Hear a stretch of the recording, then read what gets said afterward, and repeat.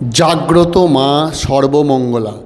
এখানে মা ভক্তের সকল ইচ্ছা পূরণ করে সর্বময় কল্যাণ সাধন করেন বলে মায়ের নাম সর্বমঙ্গলা। আজ আমি আপনাদেরকে দর্শন করাতে চলেছি মুর্শিদাবাদ জেলার কান্দি মহকুমার অন্তর্গত জজান গ্রামের সর্বমঙ্গলা মন্দির।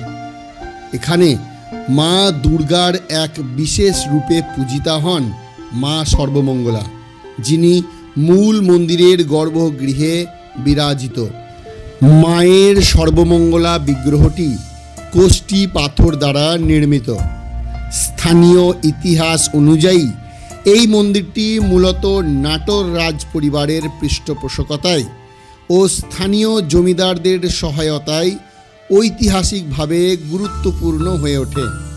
শোনা যায় জজানের এই মন্দির সংলগ্ন এলাকাটি এককালে গভীর বন ছিল, সেখানেই দেবীর আরাধনা চলত। পরবর্তীকালে স্থায়ী মন্দির নির্মাণ করা হয়। এখানে দেবীর মূল বিগ্রহটিকে কেন্দ্র করেই শারদীয়া দুর্গাপূজা অনুষ্ঠিত হয়। মন্দির চত্বরে রয়েছে পাতালেশ্বর মহাদেব। দুর্গা পূজা ছাড়াও কালী পূজা, সরস্বতী পূজা, শিব গাজন ধুমধামের সহিত পালিত হয়।